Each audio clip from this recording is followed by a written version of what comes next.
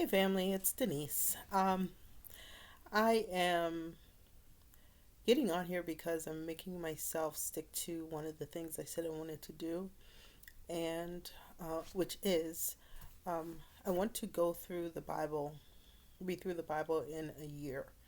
Um, I know most of the Bible, but I can't say that I've read all all the books in their entirety. Just I've read most books. Um, I've read most books and I've read pieces of other books, so I kind of want to go through the entire Bible for the year. So that's what I'm going to do. And I also wanted to start to write about what I'm reading so that it kind of sticks a little bit more.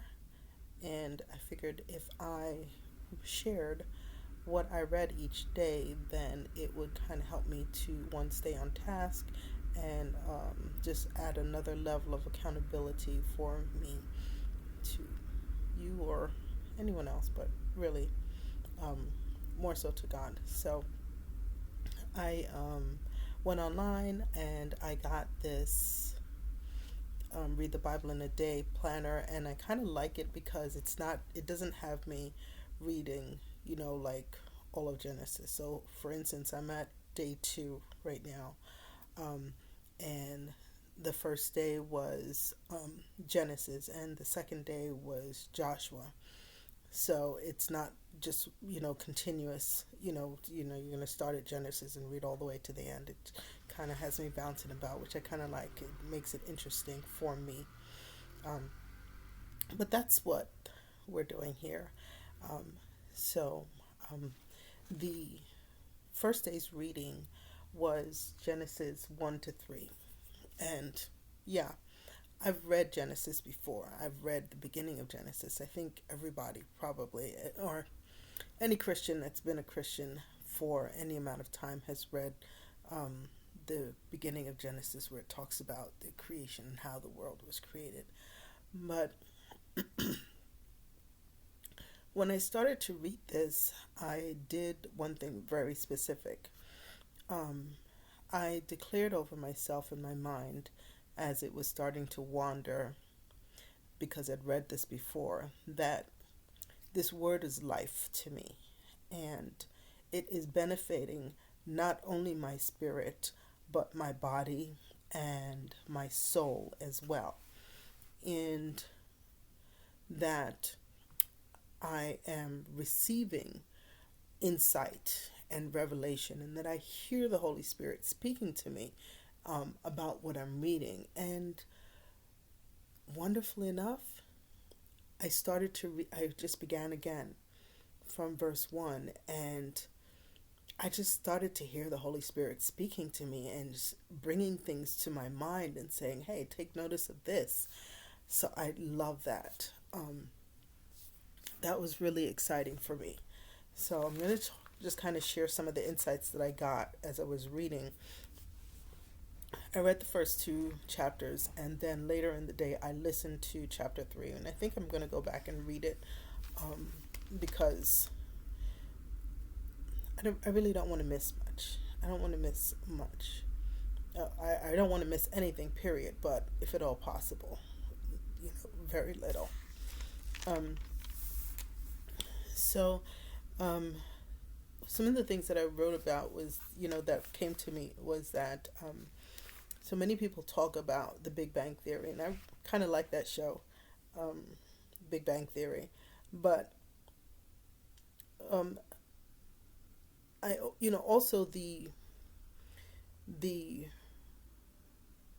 theory itself, where it says, um, that there was nothing happening, and then boom, there was an explosion of some sort, and then ta-da, life began. But it dawned on me that if that was the case, then there would be one kind of anything, you know. And, this came to me as I was reading about, as I was reading the verse that said um, that he told vegetation to grow, um, to sprout, because I'm reading in the New Living Translation. And he said caused the vegetation to sprout of, all kinds. And when you think about the science of it, usually things grow by cell division. You have one cell and it divides itself and becomes, into an identical cell. And now those cells, they do the same thing. Now, when a mutation happens, it means that there was something that changed in that cell, in a cell. And now when that cell is dividing, it's dividing the new thing, and the original thing ceases to exist. So that means that we would only have one kind of vegetation, anywhere, because what the original thing was, it would never be anymore. There was nothing to continue it on. But he said that he had vegetation grow of any kind, and that they would have seeds, that for reproduction. So there's just so many different kinds that started to grow at the same time that came into being. Um, that's why we have so many different kinds, and you know, and not just one of everything everywhere. Um, then I realized that God spoke gravity into existence to set order and to bring about organization. And I remember that when I was reading that and I was seeing that He was organizing things. I remembered my pastor speaking about, um, that's what pastors do. They organize things, they set order. And I said, there's the pastor in God. And I thought about how many times we um, tend to tear down our pastors because they're trying to set order and bring about and organize things. And we tear them down as opposed to go on and help them. That's a part of God that you really don't want to mess with. That's the part that we first saw when he was when the story of the story of our existence began. That's the first part that we saw, that he was establishing order. And I think that's pretty cool, that he's organizing things and organizing things and setting things into motion. And I it dawned on me I look back and it said that the earth was void. It was without, there was nothing going on. It was a dark place. And and first thing he did was get some light going. And then the next thing that he did was say, okay, wait, let's separate the waters in the air from the waters on the earth. And when you look at it, you see that they're being organized because they have different properties. They have different weight, so they can be organized in categories like that, which is why you have the waters that are on the land because of the weight, and then you have the waters that's in the air, the heavens, the firmament, the atmosphere, the sky. um you know and then the other thing that dawned on me, and it kind of dawned on me a little bit late, is that why didn't God completely abolish the darkness? Everything that he did, he looked at and he saw that it was good, but he didn't completely abolish the darkness. He gave light. Yes, he gave us the sun and he gave us the moon, um, to shine, and to so that we could know the times and the seasons, and for just tracking, organizing, so that we can say, okay, well, now is a good time to do this. You've been alive, this, that, and the other. And I thought about, um, Indians, Native Americans, and how they use the cycles of the moon to for dates and times, where they'll say, well, this happened 2 moons ago. That's why God did it, so that we could do that. um He didn't do it for us to now begin to worship these things and categorize ourselves and say, well, because I'm born now, I must be this. No, because um, we're all born out of His heart. This is His spirit. It's our spirit came from Him. So I don't associate with people that are born such and such a way or such and such a time. I associate with the character and the personality that God gave me. I'm an honest person because that's just the way that's the way God made me. You know, I'm a loyal person. I'm a loving person because that's the way God made me, not because I was born such and such a month and such a date.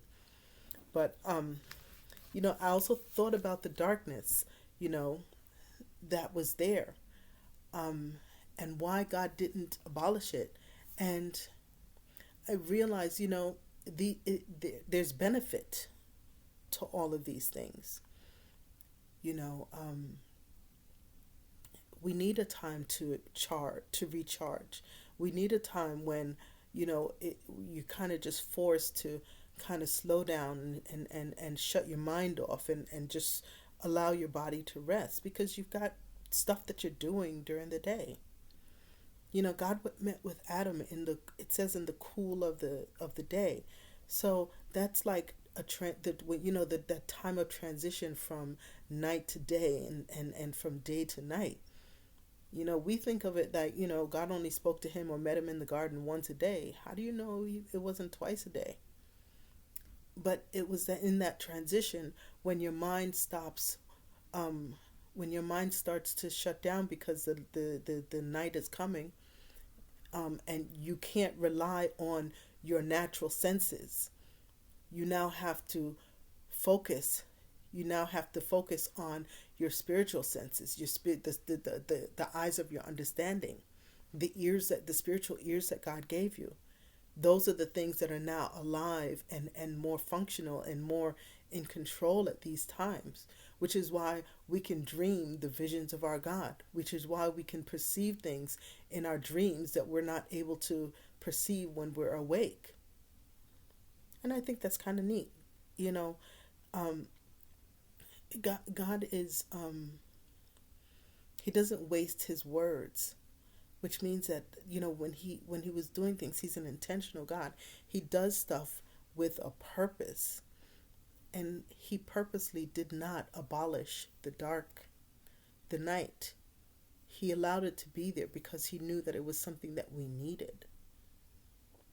He allowed the daytime so that we can enjoy the warmth, that we can have a time of invigoration and activity. But then He also knows that we needed to recharge the body. We needed to allow the mind to rest. We needed a time when our spirit would be able to be more in control and able to express itself a little bit more. And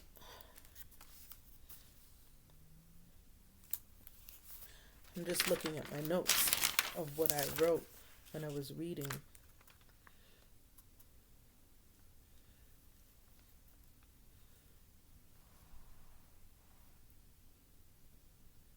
And I think, that was the major gist of it. That was my day one. And I'm going to do another one that talks about, where I'll talk about what I read for day two. And hope you like it. Enjoy. God bless you. Bye.